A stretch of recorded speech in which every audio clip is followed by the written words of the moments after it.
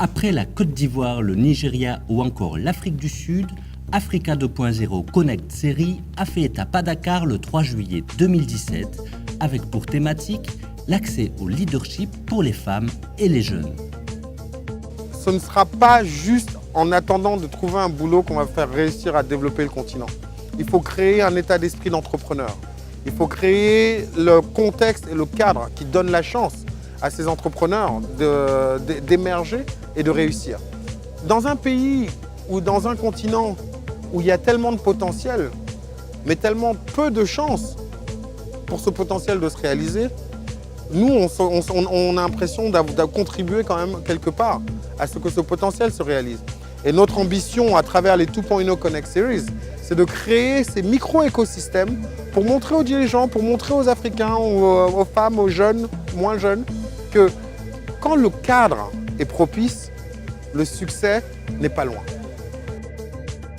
L'événement s'est ouvert avec le concours de Business Plan, durant lequel 5 entrepreneuses et entrepreneurs triés sur le volet ont présenté leurs projets devant le public et un jury composé de spécialistes de divers domaines chargés de désigner le vainqueur.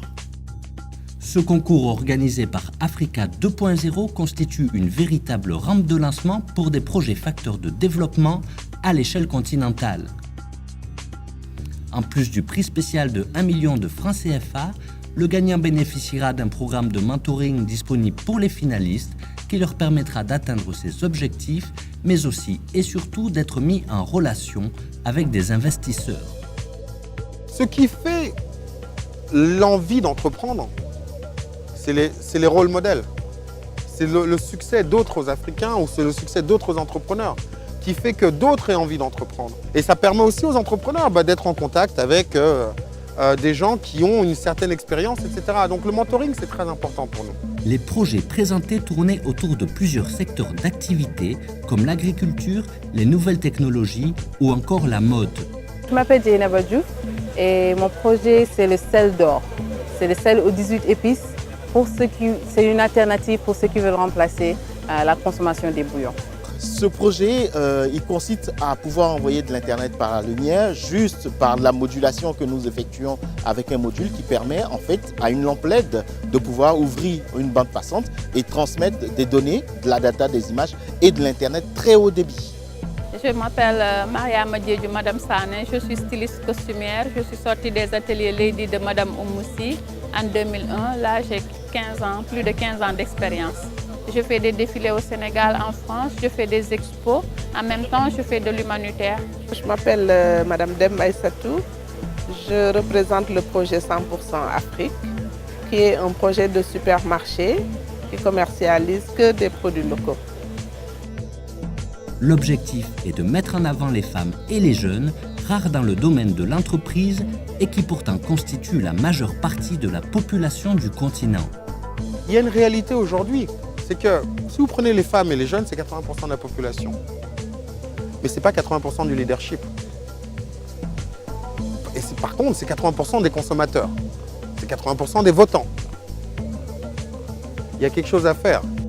Mené par Ange-Frédéric Balma, le projet Lifilet, qui promet l'accès à un Internet rapide grâce à la lumière, a fait l'unanimité du public et du jury. C'est une grande joie, c'est, on va dire, une récompense de tant d'efforts fournis. C'est également une reconnaissance de notre technologie. Aujourd'hui, vous avez vu, des experts étaient là. Ils ont entendu le projet. Ils ont partagé la vision et cette vision aujourd'hui a été primée. Nous ne pouvons que leur dire merci. Nous ne pouvons que exprimer également cette joie-là. Dire aussi félicitations à ceux qui étaient avec nous parce qu'ils n'ont pas démérité. J'ai écouté des projets, j'avoue que je me voyais au 6e rang parce que c'était des projets qui parlaient agriculture, c'était des projets qui parlaient l'avenir de l'Afrique quant à son autonomie par rapport à sa production et à sa consommation. En tout cas, chapeau à tous ceux qui ont compétit avec nous aujourd'hui et vraiment c'est avec grande joie et grande fierté que nous remportons ce prix-là. C'est une première. Il y a 4 entreprises dans le monde qui font ça et il y en a, dans les 4, il y en a une africaine. C'est quand même quelque chose d'assez extraordinaire en termes d'être à la pointe de la technologie. Voilà, aujourd'hui à Dakar, voilà ce qu'on est capable d'amener. Voilà ce que Africa 2.0 est capable aussi, avec le travail et la collaboration de partenaires, de mettre en avant. La présentation des candidats a été suivie par un panel composé de personnalités reconnues pour leurs compétences dans divers domaines d'activité. Ils ont proposé des recommandations et points d'action autour de l'accès au leadership pour les femmes et les jeunes en Afrique comme facteur clé du développement. La cérémonie s'est suivie d'un panel où nous avions des personnalités assez importantes et des éminences grises sur la question. Je pense par exemple à M. Doudou Diao, qui est un entrepreneur de renom. Vous avez aussi Asnafal, qui est le modérateur. Fatma Wane, qui est le regional lead d'AFC pour tout ce qui est supply chain et PME. Vous avez aussi Linda Nananvalé, qui est le CEO de la Fondation Numérique sur la Côte d'Ivoire. Vous avez quelqu'un comme Sobel Gom, qui est quand même un des jeunes leaders de son temps dans ce pays, Social Change Factory. Donc l'idée, c'était de créer un mix de personnalités, de personnes, d'éminence, d'acteurs qui ont quelque chose à apporter au discours et des solutions éprouvées. Les échanges ont duré jusque tard dans la soirée et les panélistes ont pris soin de répondre aux questions du public qui n'a pas manqué d'intérêt pour le sujet. Le thème aujourd'hui, c'est l'accès au leadership pour les jeunes et les femmes, facteur clé de succès. Comment le leadership apporte le succès.